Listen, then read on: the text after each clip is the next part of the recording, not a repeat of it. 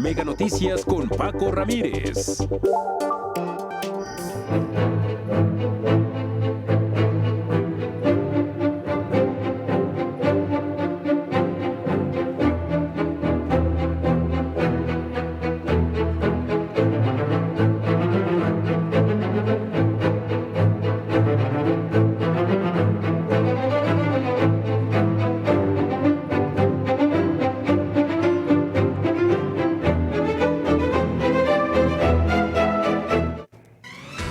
Ya le decía, mañana arranca la revisión del presupuesto. Discusión sí, pero no creemos que haya mayores cambios. Presupuesto realista, dice el secretario de Hacienda, y es tal que de entrada admite que se tomará una pausa en el sobreendeudamiento que nos dejaron las megaobras, en especial este 2024. Es una deuda pública insostenible, la más alta en 40 años. ¿Cómo entonces bajar el déficit y elevar el crecimiento? Vámonos con los números, los datos duros. Leticia Alcántara. ¿Qué tal? La presidenta Claudia Sheinbaum asumió el poder con el mayor déficit presupuestal en la historia de México y con ello enfrenta grandes desafíos para su administración. ¿Cómo es que llegamos a esto? Bueno, la pandemia, el bajo crecimiento y el enorme gasto público en megaobras durante el sexenio anterior llevaron a que el gasto público casi se duplicara al pasar de 5.8 millones de pesos en 2019 a cerca de 9 billones que se esperan para este año. El aumento en gasto vino en especial de las grandes obras realizadas durante la administración de López Obrador, las cuales terminaron costando más de lo presupuestado. Prueba de ello fue el Tren Maya, que triplicó su costo y aún se le siguen asignando recursos para su terminación, sin que se vea claro para cuándo podrá obtener alguna ganancia. Lo mismo sucede con la refinería Dos Bocas, que sigue sin refinar un solo barril de petróleo, o el AIFA, que si bien ya recibe ganancias, solo es por transporte de carga. Este afán por obras y proyectos emblemáticos como una megafarmacia que no distribuye medicamentos o el capricho de la fiebre beisbolera que le costó al país más de 6,000 millones de pesos en adquisiciones y remodelaciones, dizque para impulsar la práctica de este deporte, ha dejado al país sin margen de maniobra para operar el presupuesto y además endeudado. La razón es porque tenemos una acumulación de proyectos de gasto que se han acumulado a lo largo del año 2023-2024 y que idealmente hubiéramos querido todos dejarlos resueltos en el año 23. De acuerdo con Hacienda, el presupuesto para el 2025 hará una pausa en el tren de obras para contener el gasto público en 500,000 millones de pesos y reducir el déficit de 6 a 3.9%. Parte de esa reducción viene con mayores ingresos y la parte mayor viene con una reducción de gasto. Entonces, para empezar, el presupuesto es realista porque nunca pensamos que ese nivel de gasto era sostenible. El mercado nos está dando una tolerancia para tener un déficit alto en 2024 por algún tiempo. No para siempre. Pero como ya vimos, estas obras siguen consumiendo recursos que se están quitando a otros rubros prioritarios como seguridad, educación, salud, el campo y medio ambiente. El secretario de Hacienda, Rogelio Ramírez de la O, indicó que el gobierno de Claudia Sheinbaum sí quiere hacer proyectos grandes, sobre todo de infraestructura carretera, portuaria y ferrocarrilera, pero primero tienen que estudiarse y pasar por la prueba de viabilidad económica para después ver la necesidad de gastos. Pero no hay que olvidar una cosa, estos proyectos fueron propuestas de campaña, como lo fueron en su momento las megaobras. Hasta aquí mi reporte. Regreso con usted. Leticia. Muchísimas gracias y establecemos comunicación con Eduardo Torreblanca Jax, analista económico y financiero de Mega Noticias. Eduardo, muy buenas noches. A ver, dice el secretario de Hacienda, nunca pensamos que ese gasto fuera sostenible. Tenemos una deuda terrible. ¿Cómo salir de este atolladero? Pues te aprietas el pantalón, como lo hacemos en la casa cuando hay un ajuste del gasto porque los ingresos no alcanzan por diversas circunstancias o porque no te llega el ingreso acostumbrado o porque perdiste el trabajo, o porque redujeron el salario. Entonces reconoces en la familia que no puedes mantener el nivel de gastos y aprietas el cinturón. Pero a ver, eso de nunca pensamos, o sea, fueron 6 años de megaobras, sin olvidarnos del tema de la campaña, ¿no? Donde echan la casa por la ventana. ¿Por qué? Porque no querían arriesgar la posibilidad de que Morena repitiera en el gobierno federal. Y entonces ahí había que echar el resto. No importaba que incurrieras en un gasto innecesario, porque las obras, las megaobras, ya habían demostrado su inviabilidad, ¿no? Incluso se saltaron algunos procesos para el estudio de su viabilidad o de su impacto ambiental.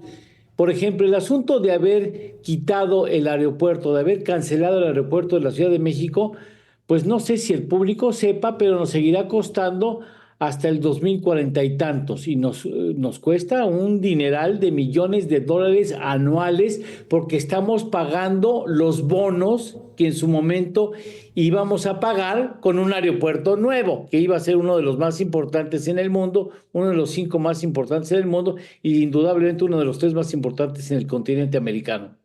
Oye, y ahora estamos, esto es fuera del tema del presupuesto, pero tocaste el tema del aeropuerto, estamos a marchas forzadas renovando el aeropuerto Benito Juárez. O sea, cuando ya tenemos el AIFA, ¿sí? Ahora hay que renovar porque se nos viene un evento deportivo importante y hay que tenerlo al centavo, valga el término. A ver, sácate una pista nueva, ¿no? Porque van a abrir muchos aviones. Bueno, mira, finalmente los errores estratégicos de la anterior administración los tiene que pagar la presente y por eso se socializa la factura de un exceso en la administración de Andrés Manuel López Obrador, ¿no? O sea, o tienes un ingreso extra o tienes una actividad económica vigorosa que te va a dar impuestos y va a haber mucha inversión, o ajustas el pantalón y recurres a deuda, o todo en combinación. La presidenta decidió no aplicar, inconcebiblemente, desde mi punto de vista, lo digo con todo respeto, inconcebiblemente renunció a una reforma fiscal, a pesar de que no toda reforma tiene que implicar impuestos para las clases sociales más necesitadas o menos ricas, digámoslo así, claro, o más pobres, ¿no? Oye, ayúdanos a entender. Primero, tenemos una deuda insostenible. ¿De cuánto estamos hablando? Hay quienes dicen que es la deuda más alta en los últimos 40 años. Y platícanos un poco también de qué es este saldo histórico de los requerimientos del sector público. El saldo histórico de los requerimientos del sector público es la cuenta más acabada, digamos, de los compromisos financieros del Estado mexicano, del país. Es porque hay otros compromisos en donde se quita la parte de CFE y la parte de Pemex que finalmente ya regresaron a casa, ¿no? Y son empresas, nuevamente públicas. Empresas estatales, públicas. Entonces, ese es un nivel muy preciso de cuánto debe el gobierno mexicano. El saldo histórico a finales del 2018 estaba en 10,550,000 millones de pesos. Para finales de este año se calcula pudiera estar en terrenos de 17,500,000 millones de pesos, números cerrados. Estamos hablando de un crecimiento de 10 a 17, para que tengamos una idea de cuál es el nivel de deuda que finalmente se adquirió en un gobierno que prometió que no iba a contratar deuda, porque ese es uno de los grandes pecados del neoliberalismo. Oye, tan solo los intereses, estaba yo escuchando, dime si estoy en lo correcto, 1.4 billones. Nada más los intereses.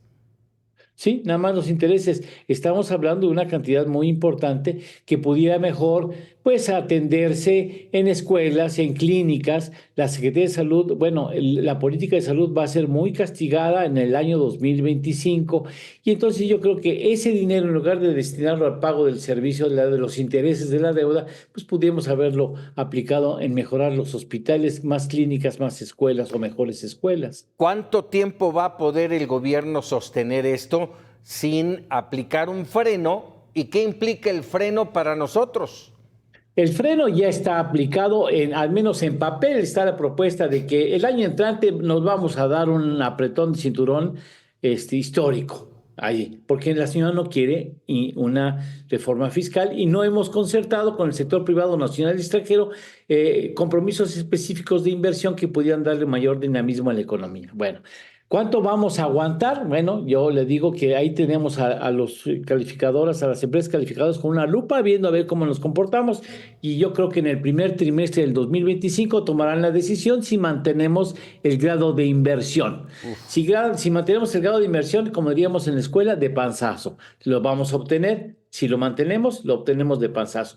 Si llegaran a quitarnos o retirarnos el grado de inversión, entonces tendremos que invertir no menos de 15 años en nuevos esfuerzos para hacernos acreedores al grado de inversión. ¿Puede el país vivir sin el grado de inversión? Sí, por supuesto, claro que sí, podemos vivir en condiciones más difíciles, porque eso implica tener que pagar tasas de interés más altas cuando acudamos al mercado a pedir deuda, cosa que regularmente cualquier gobierno tiene que hacer. Para ti, para mí, ¿eso qué significa? ¿Cómo me impacta? ¿Cómo me golpea? Menos oportunidades de la actividad económica. El engranaje económico va a trabajar con mayor lentitud. Eso implica menos empleo, menos inversión, menos oportunidades para nuestros hijos, para nuestros nietos, menor flujo de circulante en la actividad económica, menores oportunidades de empleo, menores oportunidades de becas, menores oportunidades de estudio, menores oportunidades en muchos renglones de la economía. Digamos que pues vamos a tener que trabajar a un ritmo menor, con menores oportunidades de desarrollo para nuestras familias. Con todo este panorama, Eduardo, dos temas. Yo voy a ser honesto, no entiendo mucho de economía, pero a ver. Sí sabes. Pero a ver, sobre con este panorama se habla de un crecimiento del 2.5%. ¿Es alcanzable? No, bueno, desde mi punto de vista, por supuesto, no, es optimista. Claro, el gobierno tiene que ir con optimismo a plantear cuál es su estrategia en el 2025. Ni modo que diga, va a ser muy difícil porque entonces todo mundo se va, ¿no? Las ratas se salen del barco. Tiene que llegar un gobierno, cualquier gobierno, decir, vamos a salir adelante, y adentro está muerta de miedo, pero bueno, vamos a salir adelante. Ahora, 2%, ni siquiera el 2%, ni de chiste. En este año se crecerá, en el mejor de los casos, 1.5%. Y como es lógico pensarlo, si en el 2025 vamos a empezar con un apretón del cinturón, pues lo más lógico es que no vamos a crecer ni el 1.5%, porque vamos a tener con un atorón muy importante de las finanzas, con un castigo muy relevante en áreas socialmente sensibles. Y entonces quizá el crecimiento sea menor a 1, aunque hay empresas que aseguran que el año entrante, como ha sido ya tradición, hay una contracción de la economía, es decir, una ligera recesión en el 2025. ¿Cómo bajar entonces la tradición? ¿Cómo bajar entonces el déficit? Bajas el déficit con mayor actividad económica. O sea, te reúnes con los empresarios y dices, a ver, maestros, vamos a echarle ganas en esto, en esto, en esto, les vamos a dar ciertos estímulos fiscales, se van a aguantar, les voy a cargar la mano fiscal, se los voy a reconocer, vamos a salir, pero sí hay un chorro de lana en el país. Hay un chorro de lana en el país medio ocioso ahí, y sí hay empresarios echados para adelante que están dispuestos con reglas claras que, ojo, el asunto de la reforma judicial a mí me parece que se escapa de esto, la desaparición de los organismos autónomos también se escapa de esa posibilidad. O sea, sí hay dinero, sí hay forma de concertar con el sector privado, pero te sientes que tienes que darles algo, ¿no? No, o sea, ¿cómo? ¿Le vas a pedir allí, de todas maneras voy a hacer mi santa voluntad? Yo creo que eso es negociable. Yo creo que sí pudo haber hecho algo más, desde mi punto de vista, pues, pero renunció a hacerlo. Caray. Eduardo Torreblanca, te agradezco como siempre estos minutos. Con mucho gusto siempre, Paco. Gracias a tu Muy buenas noches. Buenas noches. 100 palabras,